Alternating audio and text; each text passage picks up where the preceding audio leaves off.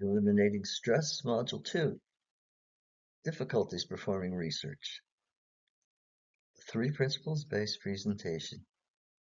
Copyright David Philip Krumka, 2025. Okay, module learning objectives. In this module, we'll look at some historical examples that show that research and new findings have ups and downs as they improve one's understanding. We'll find that there are some difficulties inherent in doing mental health research that are quite different from other scientific fields. Understand that stress is a subjective experience, and we'll see what to expect in the modules to come.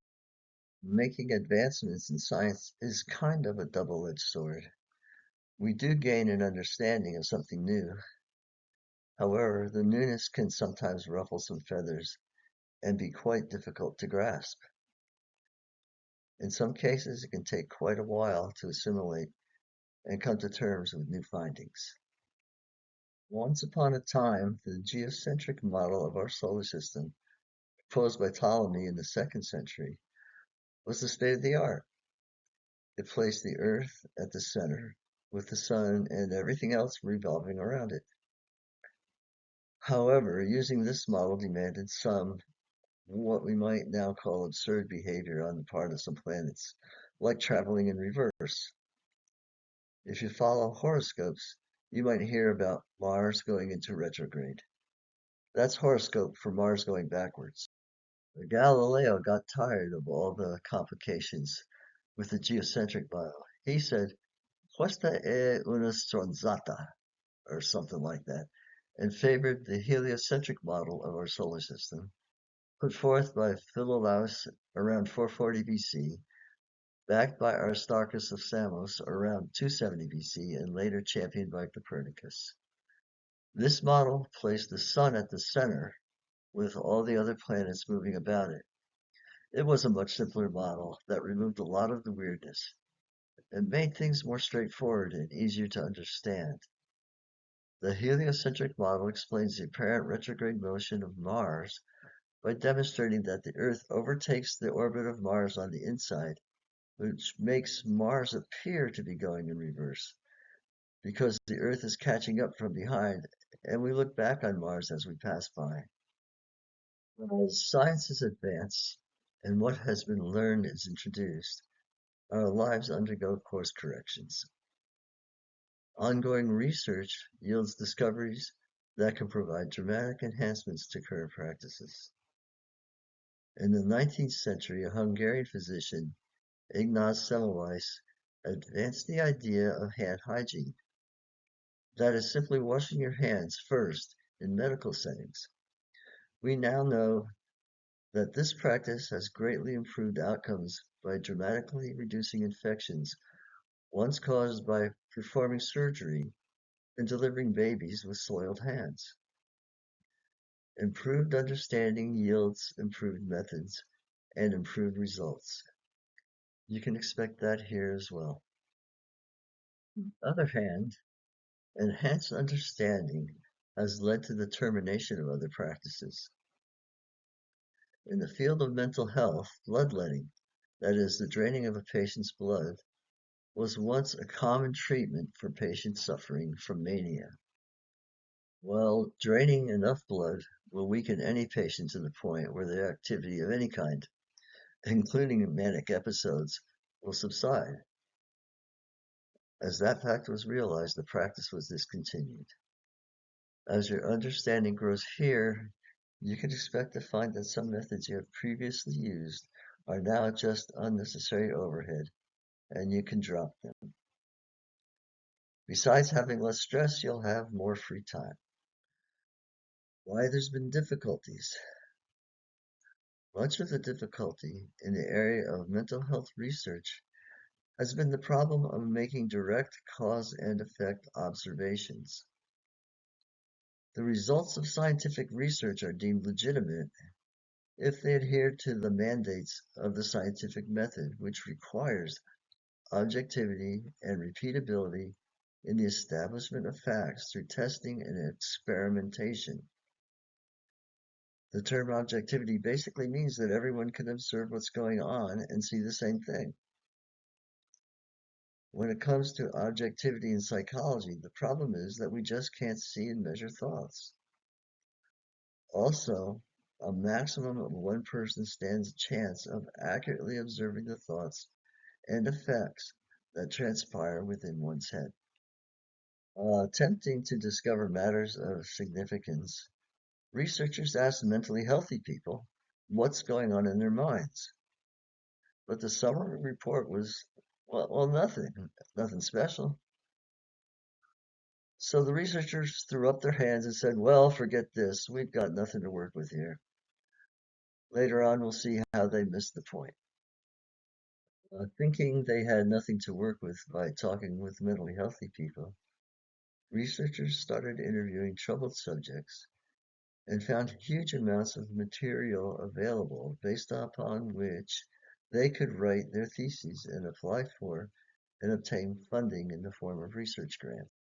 However, there's bad news in asking troubled subjects to provide reports which have been distorted by their states of mind and which will likely yield erroneous data. So to date, psychologists have been performing research, collecting data, compiling reports, and obtaining college degrees based upon questionable methods and have done precious little in the way of understanding real mental health. After having attended college for many years and given the option of either having nothing to report about mental health and therefore having to obtain a job in the food service industry, or having copious data to compile, analyze, report, and by means of which to obtain grants, what do you suppose the choice would be? So today, if you look at college's psychology curricula from bachelor's to PhDs, you will find nothing detailing mental health. It's all about mental illness and oriented to disease. Well, if, quote, mental health professionals, unquote, haven't been educated in the nature of real mental health, how could they be expected to lead their clients to it? Let me say that every mental health professional I have met honestly has a good heart and wants to help guide clients to happier living. The education they've been given has made their work difficult. It's no one's fault. It has just been the state of the art at the time, and now it's time to move on. Now, new discoveries in the field of mental health are providing professionals with helpful course corrections for their practice. You may have noticed that not everyone experiences stress in the same situations. The experience of stress is subjective. It depends on what we understand and not on the event itself. Race car drivers are calm driving at over 200 miles per hour, but the ordinary driver who tries that is likely to freak out at much lower speeds. What makes the difference is what has or has not been learned. Race car drivers usually learn through experiences that you and I have not had, but it is still a kind of learning. Real learning changes our behavior for the better. Students who haven't really learned a topic in calculus class will be stressed out when it's time to take a test, while those who understand will not be. I studied karate for 59 years at this state, and my responses to aggression are quite different from those of most people. Let me say that I consider what is known as stress management to be a pain in the butt. Stress management starts with the unstated assumption that life is going to be an off again, on again contention with stressful experiences. You may get stressed at work and have been told, try to take a bit of a walk. You do this and you feel better, however, stress returns. You've heard taking deep breaths help. You do that, but stress returns and you begin to make the dismal conclusion that stress is inevitable. It is not, but if you buy into that conclusion, you'll be buying stress management snake oil for the rest of your lives. This is not going to be a typical stress management seminar that assumes we're fated to stressful living and in which you are told to meditate, get acupuncture, change your diet, get regular exercise, and so on. Some, what I would call primitive approaches, even attempt to put forth the rationalization that some stress is good. My guess is that people who have put together those kinds of seminars haven't lived lives with very much inspiration. What is good is waking up to a new understanding.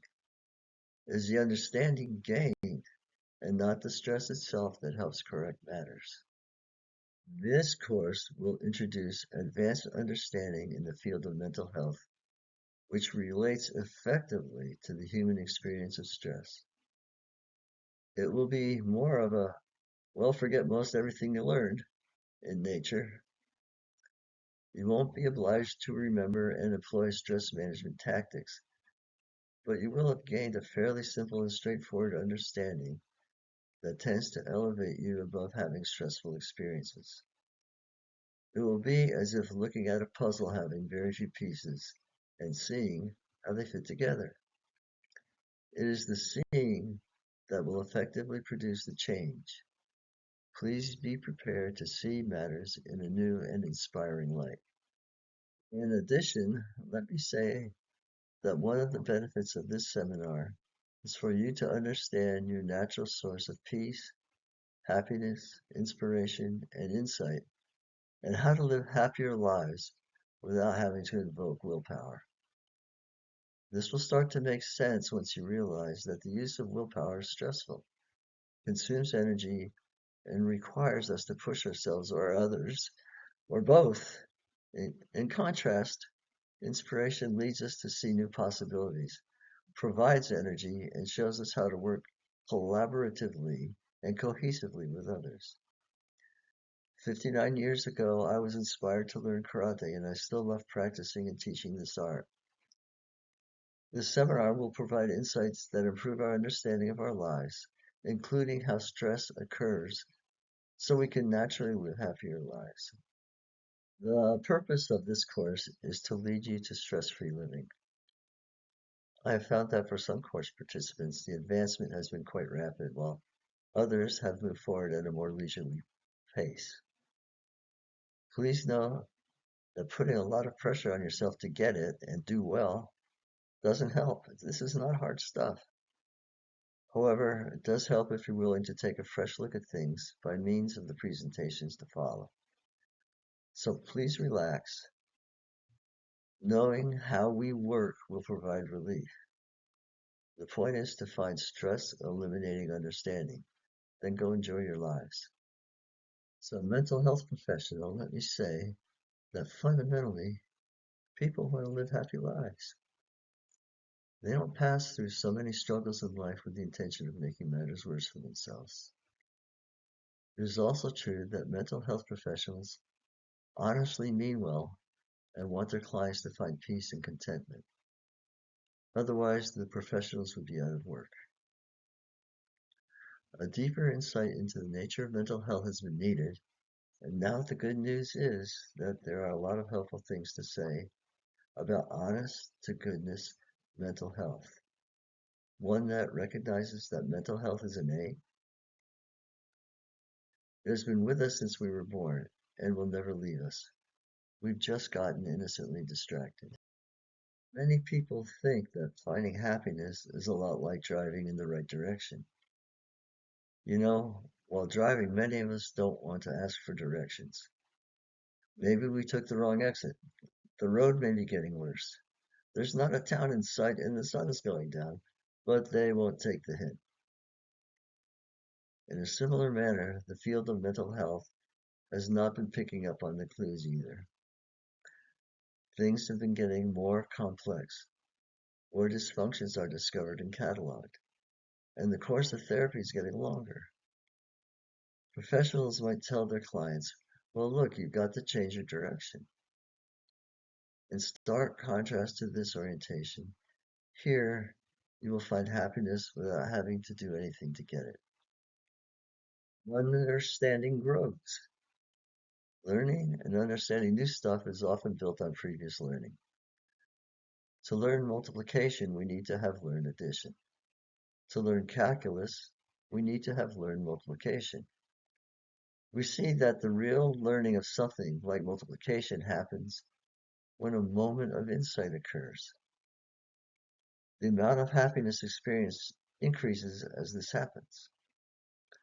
One of my undergraduate math teachers came to class every day in such an elevated state of mind that my fellow students would joke that he was really from Mars. The image here portrays the greater happiness and breadth of thinking experienced by having learned various principles in mathematics. However, this can apply to any area in life. Okay, let's review this module's learning objectives. We've seen beneficial effects produced by improved understanding in sciences such as astronomy and surgery. We've also seen that the field of mental health encounters difficulties in objectively observing thought. The experience of stress is subjective. Some people experience some events as stressful, while others do not. A deeper quality of understanding to be presented in the coming modules reduces the likelihood that stress will be experienced. A preview of coming attractions. Most people don't understand that peace and mental health arise from within.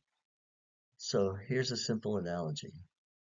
If we take a stone, a sharp object, or a file and use it to grind on a metal plate, then take a break, the metal plate does not improve as a result of the pause. However, if we've been grinding away on our minds with troubling thoughts, feeling those ill effects, then give it a rest. Take a break, put those thoughts aside. We find we naturally and without effort quiet down and return to peace and experience its benefits. Mental health is born into us. It is a natural and primary part of our composition.